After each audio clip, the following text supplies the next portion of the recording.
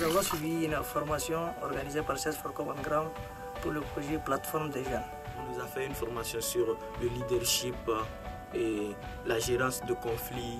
On a fait la différence entre le conflit et la violence et on a parlé de perception et de perspective.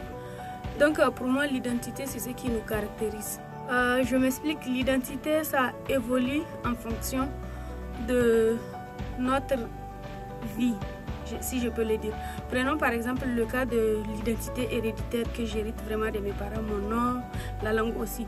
Et l'identité projectoire qu'on projette dans la vie. Par exemple, aujourd'hui je suis étudiante, demain je rêve de devenir ministre, etc. etc. Et l'identité choisie. Auparavant, j'étais volontaire de la Croix-Rouge et maintenant j'ai décidé de devenir ambassadrice de Petit Labé.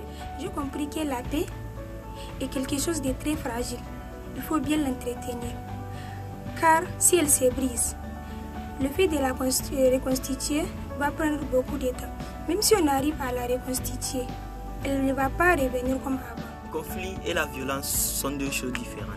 Au fait, le conflit, c'est le désaccord.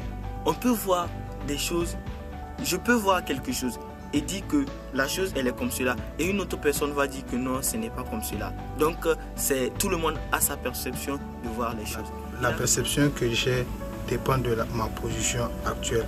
Ça peut évoluer et changer durant le parcours de la vie. Maintenant, en tant qu'étudiant que je suis, la perception que j'ai des choses peut changer une fois que j'occuperai un autre poste. J'ai compris qu'il y a 5 réponses face au conflit, à savoir évitement, adaptation, compromis, compétition et collaboration. Mais parmi toutes ces réponses, la collaboration est la meilleure parce qu'elle permet aux parties de se retrouver chacun.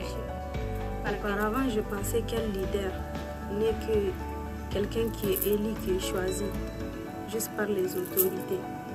Mais grâce à la formation qu'avait organisée CES for Common Ground, j'ai compris qu'un leader, c'est quelqu'un qui demande toujours la vie des autres. C'est quelqu'un qui est motivé et qui influence les autres à se motiver. C'est quelqu'un de très courageux. C'est quelqu'un qui demande toujours la vie d'une équipe. C'est quelqu'un qui est utile dans sa société.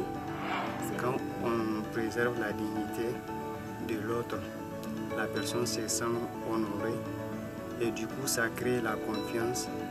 Ça donne aussi des aspects de collaboration entre les parties. Nous avons un rôle à jouer.